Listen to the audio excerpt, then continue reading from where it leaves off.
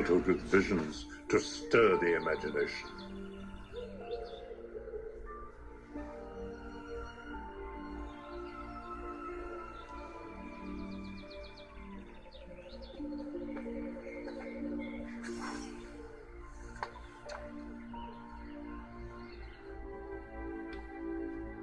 And now, during the whole of a dull, dark, and soundless day in the autumn of another year, I was alone, passing through a singularly dreary tract of country, and at length found myself within reach of the melancholy house of Usher.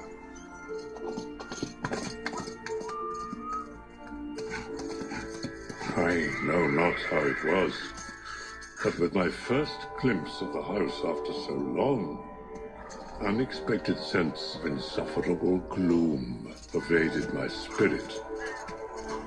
What was it? What unnerved me so in the contemplation of the house of Usher? Its proprietor, Roderick Usher, had been one of my boon companions in boyhood, but many years had elapsed since our last meeting.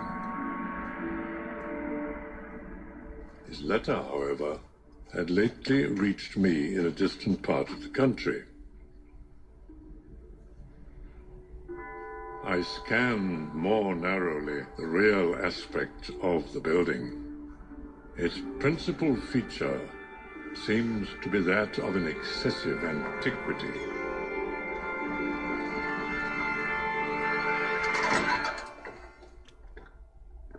The writer spoke of acute bodily illness, of a mental disorder which oppressed him and brought an earnest desire to see me as his best and indeed his only personal friend, in an attempt to alleviate some of his malady, and I accordingly obeyed forthwith what I still considered a very singular and haunting summons.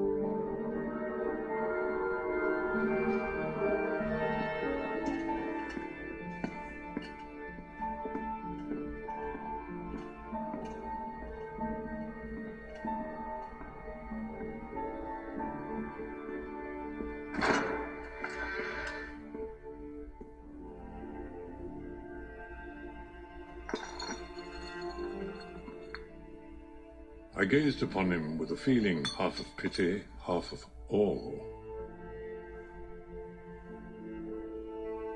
Frederick, my dear friend, I have, after all this time, been waiting for your arrival. I at first thought it to be an overdone cordiality. It was with difficulty that I could bring myself to admit the identity of the man being before me with the companion of my early boyhood. He entered into what he conceived to be the nature of his malady. The most insipid food was alone endurable.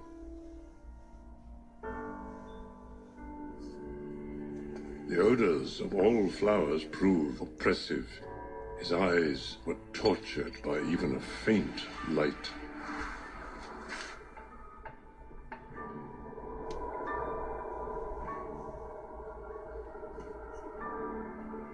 And there were but peculiar sounds which inspired him with horror.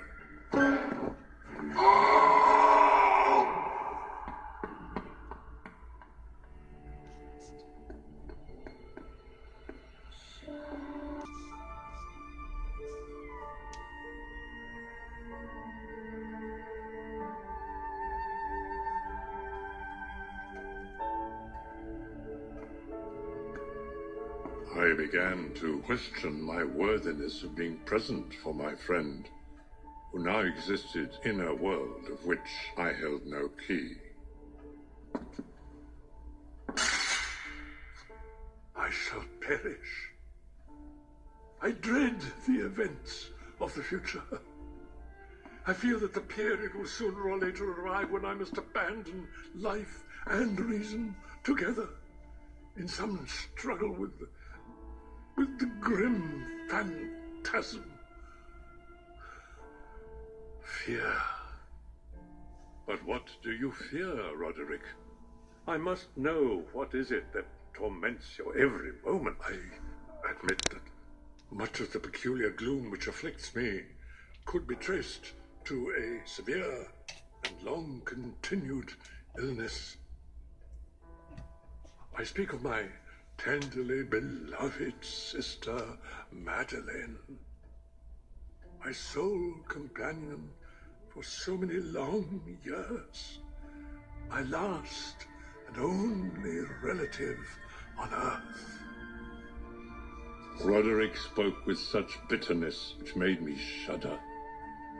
And yet, I could tell of his complete devotion towards his sister. Madeline, her decease will leave me as the last of the ancient race of the Ushers. His voice trembled as he recounted how even in her youth Madeline would fear the outside world. Roderick loved his sister for her purity, but the foreboding dooms forever present. The Usher's life of loneliness will mean there will be no heir. But on the closing in of the evening of my arrival at the house, she succumbed to the prostrating power of Destroyer.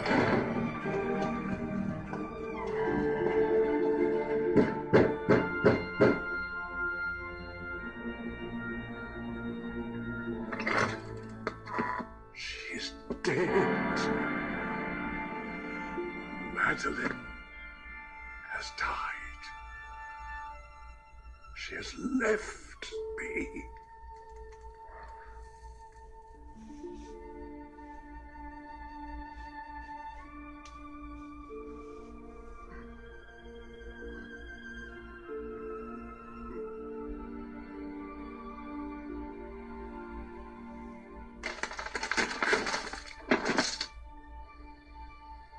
At the request of Roderick Usher, I personally aided him in the arrangements for the temporary entombment.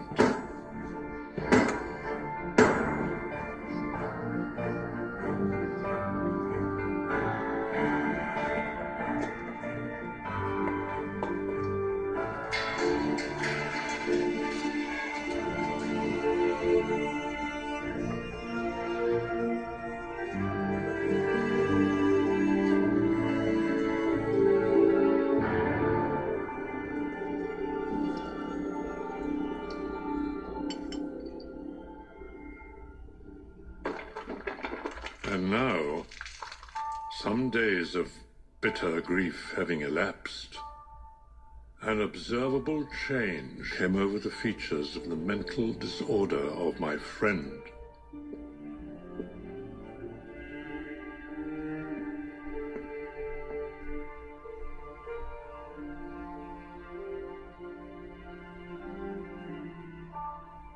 At times, again, I was obliged to resolve all into the mere inexplicable vagaries of madness.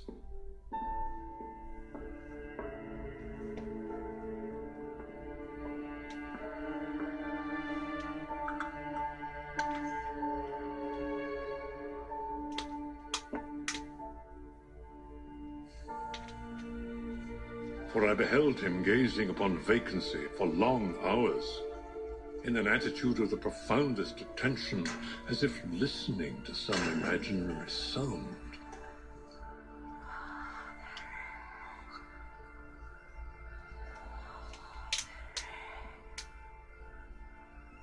It was no wonder that his terrifying condition was creeping upon me. The wild influence of his fantastic yet impressive superstitions.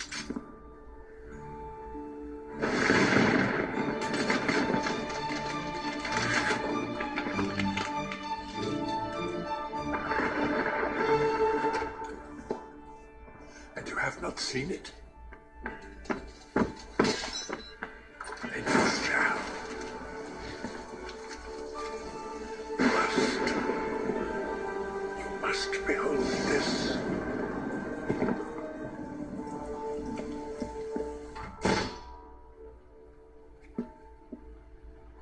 I hear it, and have heard it. We have put her living in the tomb.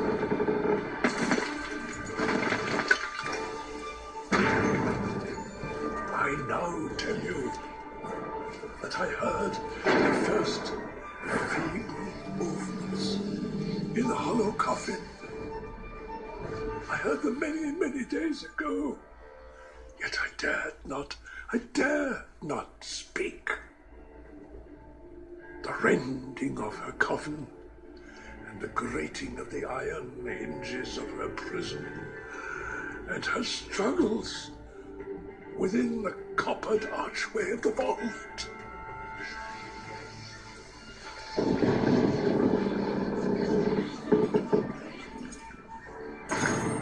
Be calm. It is the storm that draws breath, playing tricks on us both. Is she not hurrying to upbraid me for my haste? Have I not heard her footsteps on the stairs? Do I not distinguish that heavy and horrible beating of her heart?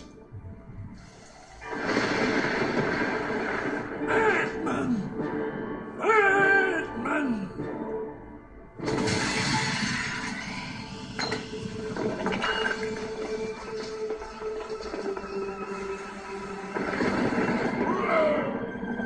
I tell you that she now stands without the door!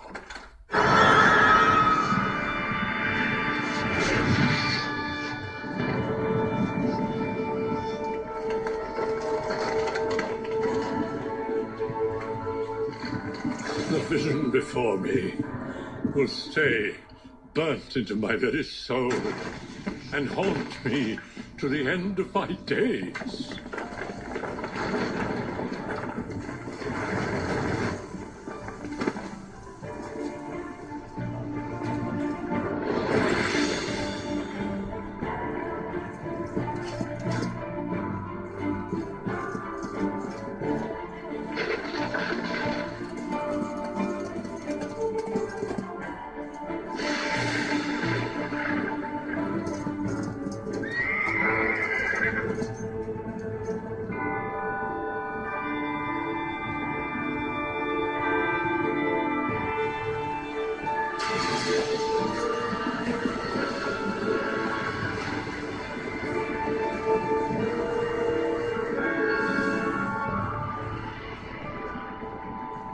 Where I gazed, the house once stood. I saw the mighty walls rushing, as under there was a long, tumultuous shouting sound, like the voice of 1,000 waters. And the deep and dank tarn at my feet closed sullenly and silently over the fragments of the House of Ashur.